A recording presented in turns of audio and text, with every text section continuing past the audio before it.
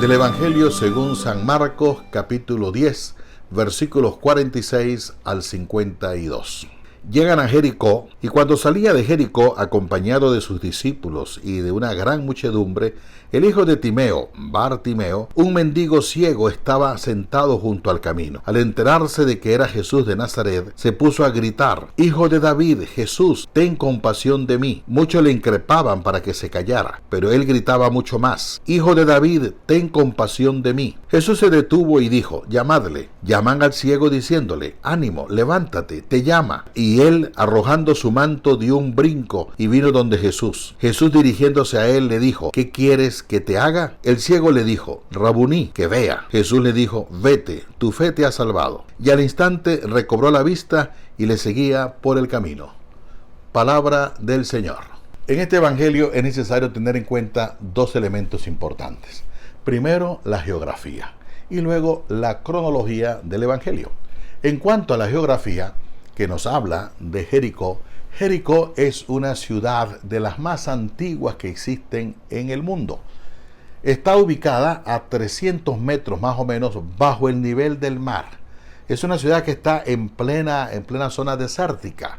Allí los grandes, los poderosos, los ricos de Jerusalén solían construir sus viviendas y sus casas para pasar la época de mayor frío en Jerusalén, pasarla allí porque el clima les favorecía. Jericó es una ciudad donde existen muchos mendigos, mucha gente afectada por enfermedades de la vista.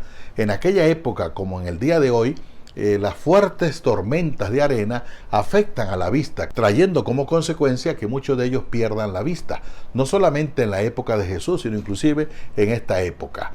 Es decir, las tormentas de arena más los fuertes rayos solares naturalmente dañan la vista. De modo que es una ciudad en la cual reside mucha gente que ha tenido problemas de visión. Herodes había construido también su palacio, donde él iba a pasar allí sus ciertos periodos cuando el clima de Jerusalén no le favorecía.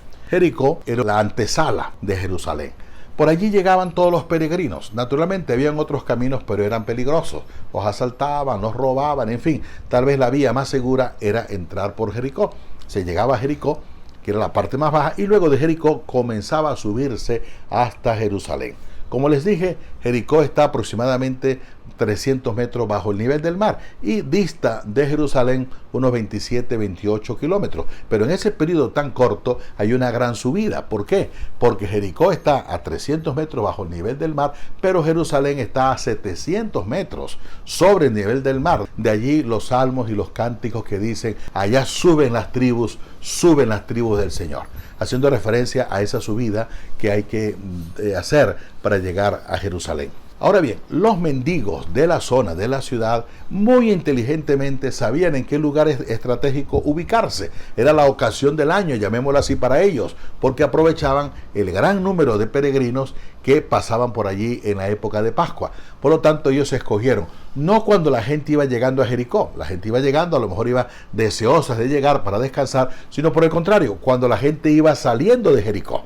¿Por qué? Porque al salir de Jericó, la gente va con calma, va despacio, no van corriendo, y muchos se detienen, descansan un poquito, luego reprenden el camino, y ese era un lugar, esa salida, esa subida hacia Jerusalén, saliendo de Jericó, era un lugar muy estratégico, muy propicio para que todos aquellos mendigos pudiesen colocarse allí a pedir limosna. Y la época les favorecía. ¿Por qué? Porque en el tiempo de Pascua estaban ellos obligados en cierta forma a ayudar al pobre, a ayudar al necesitado, de modo que era la ocasión del año, por así decirlo, para los mendigos. Ahora bien, en cuanto a la parte cronológica del evangelio de hoy, entendamos que el evangelista San Marcos siempre nos presenta a Jesús en constante movimiento, y su proyecto es hacer el recorrido de Jesús hasta llevarlo a Jerusalén, donde va a morir, donde va a entregar su vida. Aquí llegamos a la parte, a la etapa final. Sería la última ciudad antes de llegar a Jerusalén. Nos narra el evangelio que llegaron a Jericó. No se nos dice qué pasó en Jericó, si hizo algo en Jericó, en absoluto. Simplemente nos dice que saliendo de Jericó, allí en esos sitios estratégicos que los mendigos tenían señalados, allí Jesucristo oye que alguien le llama.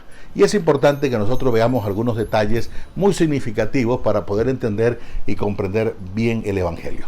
En primer lugar, una persona, un ciego, comienza a gritarle: Jesús, hijo de David, ten compasión de mí.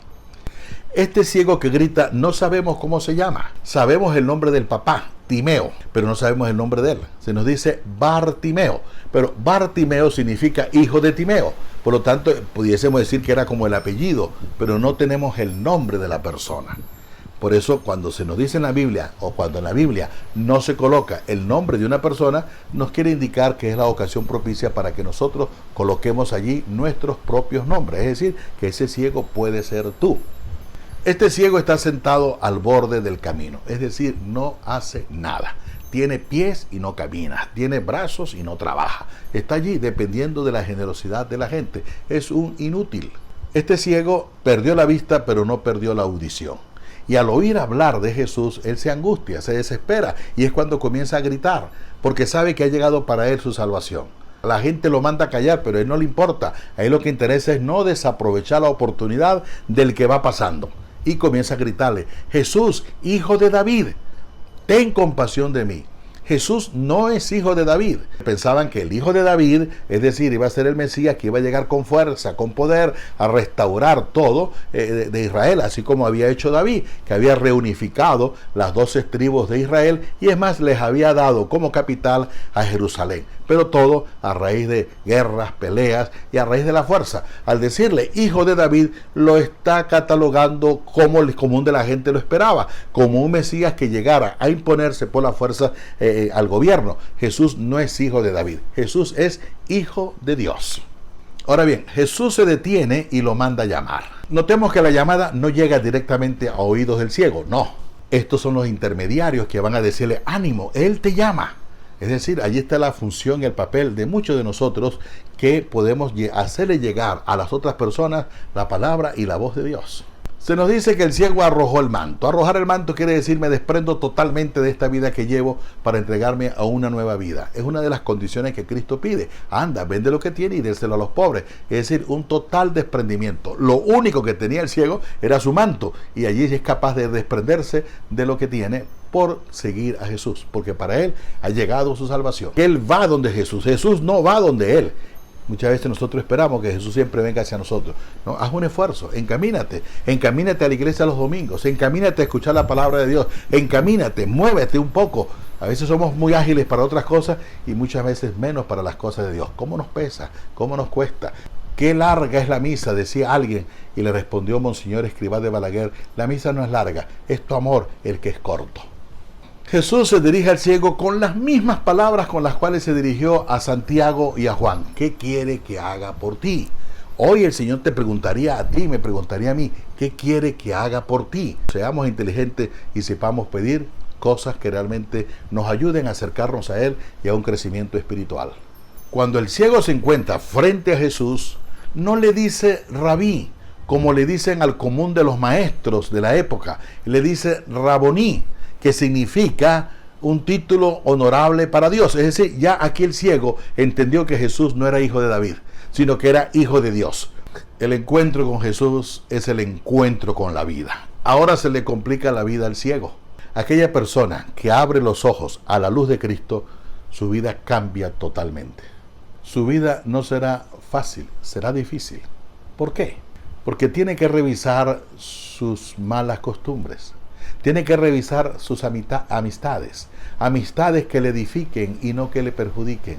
Tiene que revisar sus costumbres, buenas costumbres y no malas costumbres. Deberá administrar muy adecuadamente su propia vida. Nosotros, los discípulos de Cristo, en cierta forma estamos buscando esa luz, ustedes mismos. El hecho de que se dediquen durante toda la semana a verme durante 10 minutos, quiere decir que estás interesado, quieres crecer, quieres ver esa luz de Jesucristo. Y ciertamente es la palabra de Dios que va entrando y penetrando en su vida, hasta el punto que poco a poco comenzará a iluminarte. Quiera Dios que nosotros esta semana tengamos la actitud del ciego. Que el Señor nos dé la luz para nosotros también seguirlo como lo siguió el ciego. Que el Señor te bendiga, que tengas una semana llena de luz y de vida espiritual.